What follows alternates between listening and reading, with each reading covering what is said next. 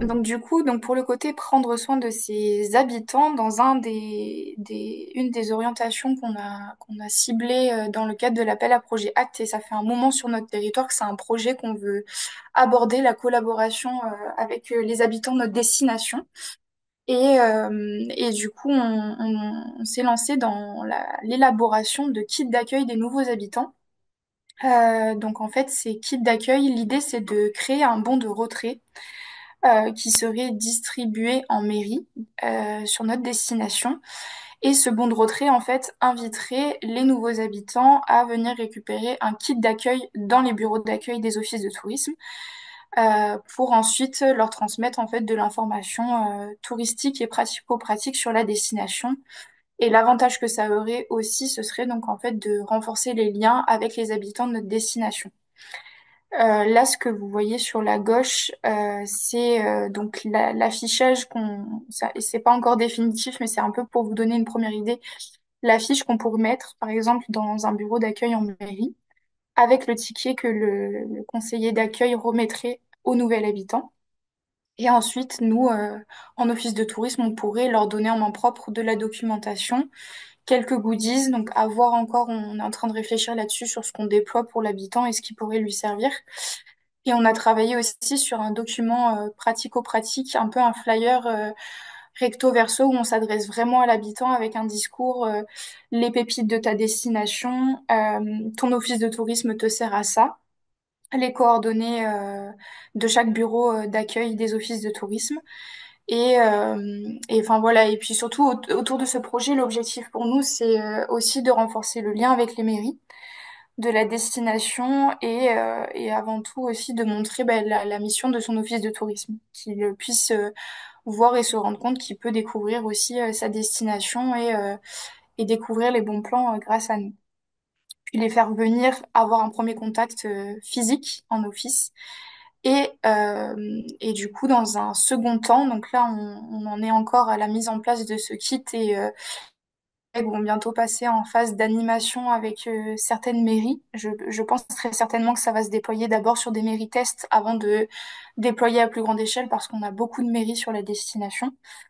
Mais dans un second temps, l'objectif, une fois que ce kit sera mis en place, c'est de pouvoir, du coup, ça va passer le relais à Émilie, mais de pouvoir travailler sur le dispositif La Locale, qui est un dispositif de notre territoire voisin, l'Entre-deux-Mers, qui sont en fait une carte privilège pour les habitants et leurs proches qui viennent leur rendre visite. Donc là, après, c'est plus un travail avec les prestataires touristiques pour avoir des offres et des réductions en ce sens. Mais ça va être à la suite, on va dire, du déploiement de ces kits. Mais c'est un gros projet qui prend du temps à se déployer et qui nécessite déjà beaucoup d'animation pour que ça prenne au niveau des mairies et que même le conseiller en mairie comprenne réellement l'objet de ce kit, pourquoi un ticket, à qui je le remets et qu'il n'oublie pas et que ça reste pas dans le fond du tiroir, quoi. Voilà.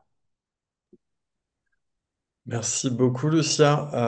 S'il y a des questions, je vous invite à vous les noter sur votre petit calepin. Et puis, peut-être, vu que tu as terminé sur la locale et le petit clin d'œil à Émilie, territoire voisin de Notre-de-Mer, justement, peut-être que Émilie, transition parfaite pour peut-être rebondir, notamment sur en quoi consiste la locale et peut-être cette éventualité d'un déploiement à deux territoires actes. Alors bonjour à tous. Du coup, la locale, c'est un dispositif qu'on a mis en place en 2018 ou 2019, il me semble. L'objectif, c'était que les habitants du territoire soient prescripteurs en fait des activités du territoire, parce qu'en fait, on se rend compte qu'ils connaissent pas forcément bien leur destination. Et donc l'objectif, c'est une carte gratuite qui leur permet d'avoir des réductions chez des prestataires touristiques du territoire. Alors ça peut être une entrée gratuite, ça peut être un pourcentage de réduction chez un producteur local. Enfin voilà, il y a plusieurs. En fait, c'est chaque prestataire qui définit l'avantage qu'il donne à l'habitant.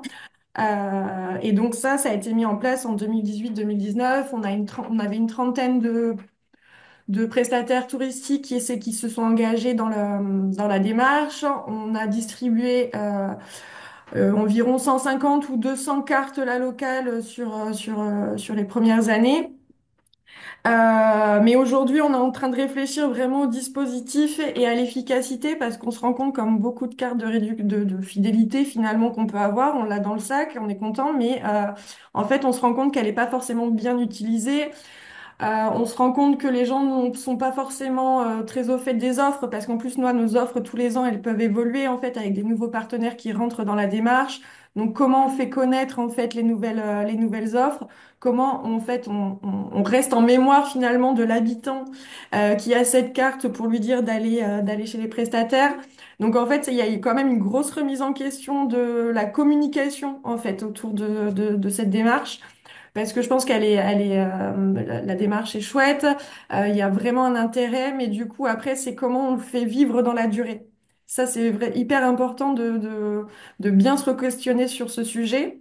On est présent enfin, tous les ans, en fait, on fait des forums d'assaut, en fait, sur notre territoire. Donc, c'est l'occasion, en fait, de refaire une com sur la carte La Locale auprès des habitants.